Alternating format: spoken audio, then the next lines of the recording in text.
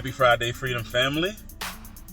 Welcome back to Recharge. Recharge is where we just try to get a shot of energy at the end of our week from God's Word. So welcome back. We took last week off, and I am in my favorite place, if you cannot tell, my car. Today we're going to look at Revelation 21, verse 5. It says, "And he who was seated on the throne said, Behold, I am making all things new." Also, he said, Also, he said, "Write this down, for these words are trustworthy and true."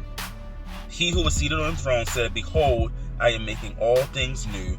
Also, he said, "Write this down, for these words are trustworthy and true." Now, if you know the history of the book of Revelation, then you know that John is experiencing a vision of God where he dwells, and he's being instructed to write these things down for the churches. And what I love about this particular verse is it tells us something of our future. We're coming up on a time of year in the next couple months called Christmas.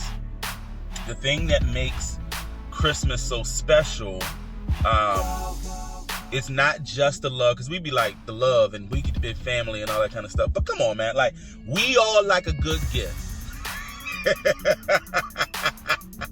All of us like a good gift, and that's not a bad thing. That's actually good. I think that our desires to receive gifts are a desire that God put in us innately, because he's always the giver. He's always giving. So unless we try to say Christmas is just a commercial holiday, it actually is a representative, outside of even Jesus being born, of the reality of who God is to us and who we are to him. We are always in a position of receiving because he's the giver. The reason why I bring this up is because during Christmas time, we tend to get new things. And the thing that makes that so special is we do our life with old things. Our cars age up and they become old. Our homes age up. Our clothes age up. Our gadgets age up. And eventually they stop working the way that they used to. Clothes stop fitting the way that they used to. Cars stop running the way that they used to. Our homes fall apart in a variety of ways. And if you got kids, they definitely fall apart in a lot of ways. And so what does it look like to receive something new? How does it feel to receive something new? What is the anticipation behind receiving something new? Now, forget about Christmas and transpose that feeling, those thoughts, that anticipation onto this life. A lot of us are dealing with things that we are tired of dealing with.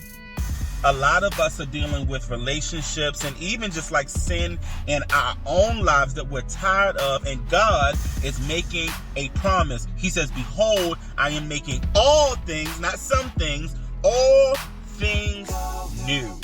Then he says, "Write this down." Why? "For these words are trustworthy and true."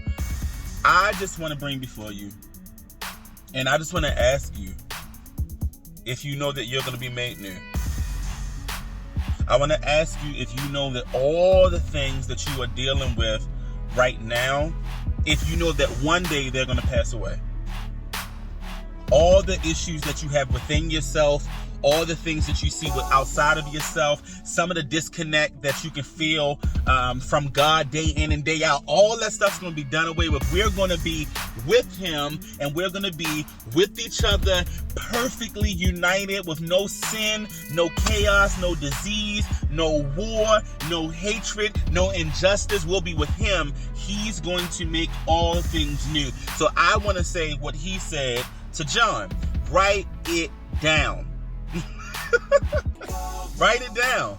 Write it in your notebook today. Write it on the post-it. Draw it on your skin. He's going to make all things new. And this statement is trustworthy and it's true. The shot of energy that I think that you need is, no matter what you face this week, it's going to all become new. It's going to be done away with. It's going to happen because he said it would. The next verse goes on to say, "It is done." I'm the Alpha and the Omega, the beginning and the end. He says it's finished. So today, I want you to go into your weekend knowing that you are a part of the things that will be made new.